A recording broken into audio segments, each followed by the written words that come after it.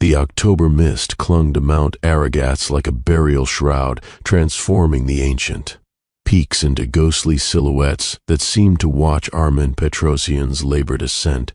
His Toyota Corolla wheezed through hairpin turns, its engine protesting against the thin mountain air. The GPS had lost signal hours ago, leaving him to navigate by handwritten directions copied from a Soviet-era geological survey. Armin adjusted his wire-rimmed glasses and pulled his wool coat tighter. As a history teacher at Yerevan State University, he had spent 3 years researching the forgotten corners of Armenia's Soviet past. The pioneer Camp Ararat, officially designated as Youth Development Facility, 117%, represented his most ambitious project yet. Built in 1967 and mysteriously abandoned in 1987, the camp had housed over 300 children each summer, yet no official records existed of what transpired there. The road deteriorated to little more than a goat track carved into the mountainside. Ancient Kachkars, carved stone crosses, emerged from the fog like sentinels, their weathered faces bearing witness to centuries of passage through these haunted peaks. His grandmother's voice echoed in his mind, and the mountains remember everything, Armanian. They hold on to the spirits of those who suffered. As twilight approached, the trees began to thin, revealing glimpses of concrete structures through the mist. Arman's heart quickened. After an hour of searching through crumbling archives in Gyumri, interviewing elderly locals who spoke in whispers about the children who never came home, he had finally found it. The main gate materialized like a wound in the landscape, rusted iron bars twisted into the shapes of Soviet stars and hammers now overgrown with thorny vines. A faded sign hung askew to Pionersky Lager, Ararat, Slava Leninu. Below it, someone had scratched desperate Armenian words, Ain't das was ognime hogenerin, God help our souls. Arman parked beside the gate and gathered his equipment, digital camera, voice recorder, flashlight, and a leather-bound notebook his grandmother had given him. The temperature had dropped dramatically, and his breath formed ghostly plumes in the gathering darkness. The camp stretched before him like a forgotten city. Concrete dormitories rose from the earth in perfect rows, their windows black and empty. A massive statue of Lenin dominated the central square, one arm extended toward the mountains as if commanding the very peaks to bow. But it was the smaller details that made Arman's skin crawl, child-sized. Handprints pressed into wet concrete, now permanent shadows in the walls. Playground equipment so rusted it resembled medieval torture devices. And everywhere, the tattered remains of red scarves caught, on branches, fluttering in the mountain wind like drops of dried blood. Arman began his documentation in the main administrative building, a brutalist monument to Soviet efficiency. His footsteps echoed through empty corridors lined with propaganda. Posters, their edges curled and stained with decades of moisture. The faces of smiling Soviet children watched him from every wall, their eyes following his movements in the dancing beam of his flashlight. The camp director's office remained eerily intact, as if the occupant had simply vanished mid-sentence. A desk calendar was frozen on August 23, 1987. A half-finished report lay beside it, the ink faded but still legible. Subject: 247 shows continued resistance to integration protocols. Recommend immediate transfer to specialized conditioning unit. The children must learn that individual thought is the enemy of collective progress. Only through complete surrender of self can they achieve their potential as faithful servants of the Soviet. The report ended abruptly, the pen still lying beside it. Arman's hands trembled as he photographed the document. What kind of summer camps spoke of subjects and conditioning units? He moved deeper into the building, discovering room after room of disturbing materials. Psychological evaluation forms rating children on loyalty indices, surveillance, reports where campers informed on their bunkmates' private conversations and training, manuals that read more like torture guides than recreational activities. In the basement, he found what had once been called the reflection room, a windowless concrete cell with scratches covering every surface. Children's fingernails had worn grooves into the walls, creating a desperate tapestry of fear.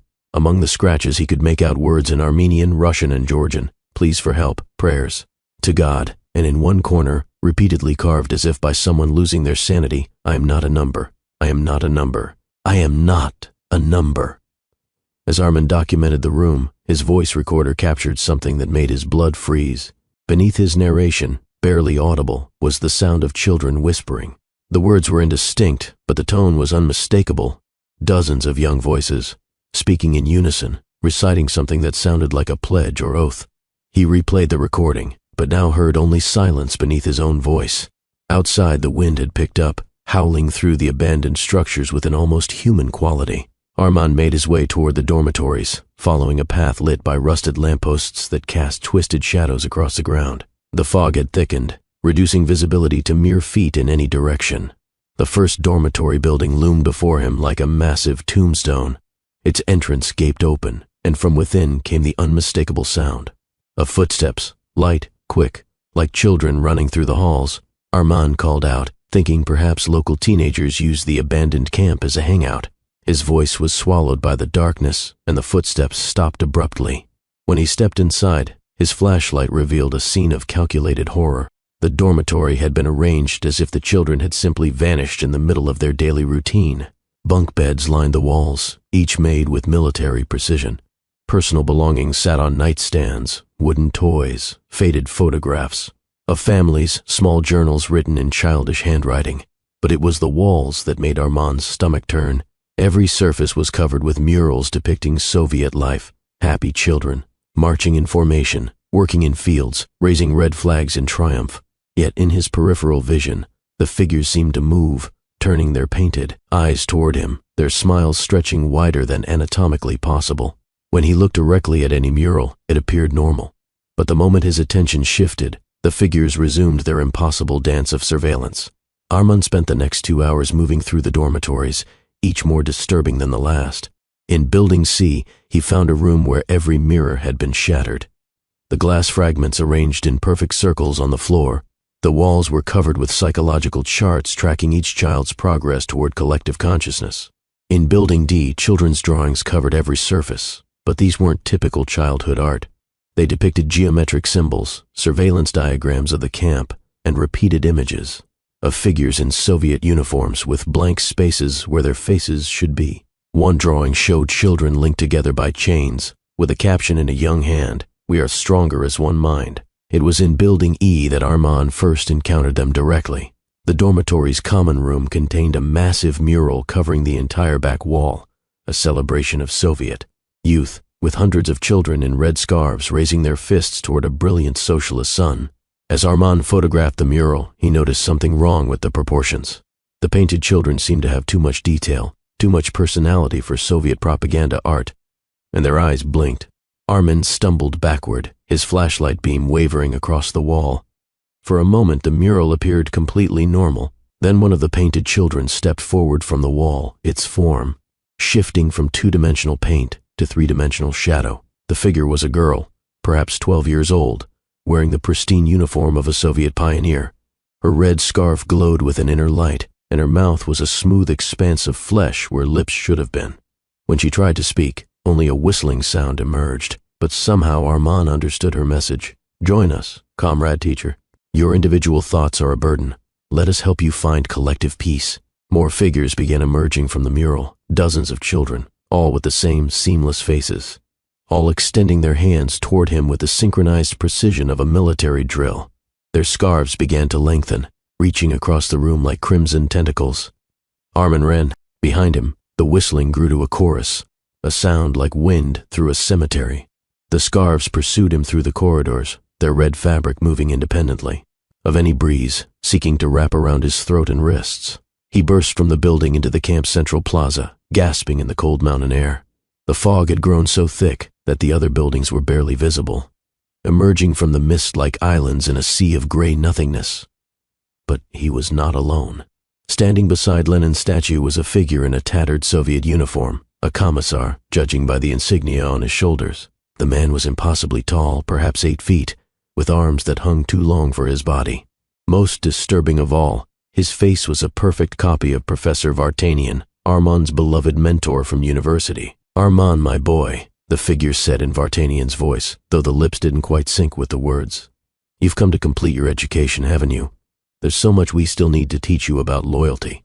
The mimic commissar took a step forward, and his face rippled like water, cycling through the faces of every authority figure Armand had ever trusted, teachers, his father, even his grandmother. Each face spoke in its familiar voice, but the words were wrong, alien. Individual thought is the enemy of progress, Armand. Your personal desires mean nothing compared to the collective good. Submit to the camp's wisdom and find the peace that comes with surrender. Armand backed away, remembering his grandmother's stories about the spirits that lived in these mountains, ancient. Things that could wear human faces like masks, that fed on the fears and memories of their victims. But this was something else entirely, something born from a more recent horror. The sounds of the camp were awakening around him. From the abandoned swimming pool came the splash of invisible children at play, their laughter echoing with a metallic quality. The rusted roller coaster creaked into motion, its empty cars climbing the tracks, with mechanical precision before plunging down with the screams of phantom riders. And from every building, more of the mouthless children emerged, their red scarves flowing behind them like ribbons of blood. Armand fled toward the administrative building, hoping to find some record, some explanation for what he was witnessing. The mimic commissar followed at a leisurely pace, his long arms swinging like pendulums, his voice cycling through different personas with each step. Inside the director's office, Armand frantically searched through filing cabinets and desk drawers. Behind him, the sounds of pursuit grew louder. The whistle song of the mouthless children, the mechanical grinding of the roller coaster, and underneath it all, the measured footsteps of the commissar. In a locked drawer, he found what he was looking for, a leather portfolio marked classified, Project Pioneer's Dawn. Inside were documents that made his blood run cold. The camp had not been a simple indoctrination facility. It had been an experiment in something far more sinister, the complete erasure of individual consciousness. Soviet psychologists and occultists had worked together to create a collective mind among the children, using techniques that blended modern psychology with ancient Armenian folklore about spirits that could possess entire communities. The process involved systematic isolation, sensory deprivation, and exposure to what the documents called collective consciousness fields. Children were forced to surrender their names, their personal memories, their individual desires. Those who resisted were sent to the reflection room until their minds broke. But the experiment had succeeded too well.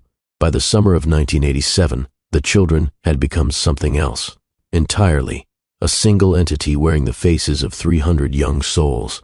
They no longer needed food or sleep. They moved as one, thought as one, and when investigators arrived to evaluate the program, they found the staff dead and the children changed.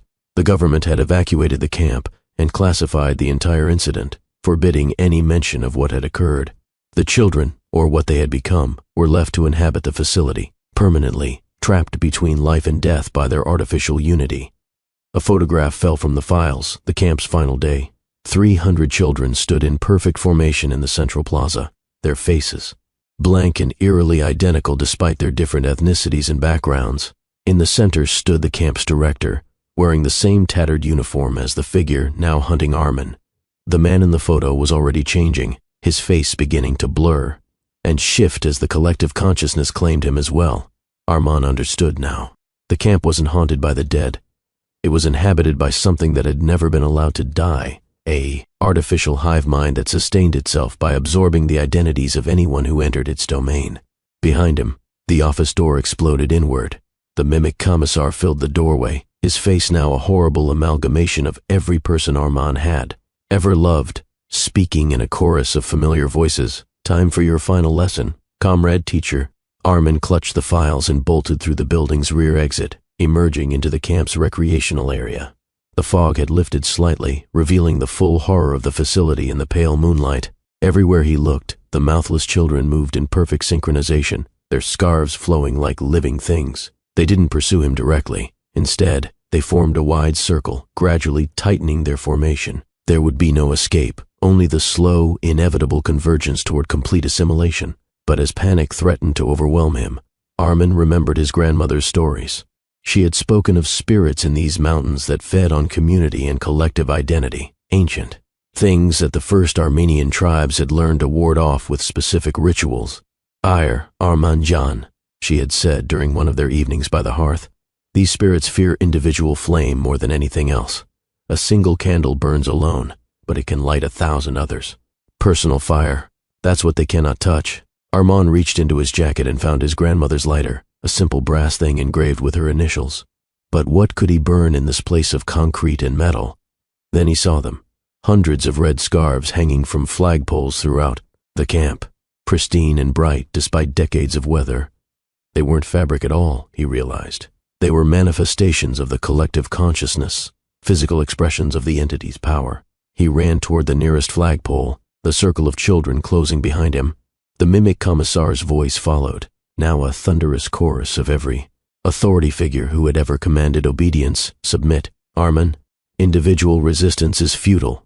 Join your voice to ours. The first red scarf came to life as he approached, writhing through the air like a serpent. It wrapped around his throat, squeezing with impossible strength. But Armand managed to bring his grandmother's lighter to its surface. The moment the flame touched the scarf, it let out a sound like a human scream. The fabric began to dissolve, revealing something horrible underneath, the compressed essence of a child's identity, their memories and dreams and fears all twisted into a single strand of pain. As the scarf burned, Armin heard a voice, clear and distinct from the collective chorus. A young girl speaking in Armenian. Thank you. I remember my name now. I remember my mother. The effect was immediate. The other scarves throughout the camp began to writhe and shriek, and the mouthless children stumbled as if struck by a physical blow. The collective consciousness was weakening, but it fought back with fury. The remaining scarves launched themselves at Armand like arrows, and the mimic commissar strode forward, growing larger with each step until he loomed like a giant over the camp. Armand ran from flagpole to flagpole, burning scarf after scarf. With each one destroyed, another child's voice joined the growing chorus of the liberated. Aram Karapetian, age 10, from Vanadzor. Sona Martirosyan, age 12, from Gyumri. David Abrahamian, age 9, from Yerevan. Names, identities, personal memories, all flooding back as the artificial unity crumbled. As Armand burned the final red scarf from the central flagpole, the entire camp began to shake. The concrete buildings cracked, the propaganda murals faded, and the mechanical sounds of the phantom amusement rides fell silent. The mimic commissar let out a roar that shattered every remaining window in the facility. His form began to collapse, cycling rapidly through dozens of faces, before finally revealing what lay beneath. A hollow void where a human soul should have been, sustained only by the stolen identities of others. But as the entity weakened, it made one final attempt to claim Armand. The last remaining scarf, longer and more vibrant than all the others, shot toward him like a crimson spear, aiming directly for his heart.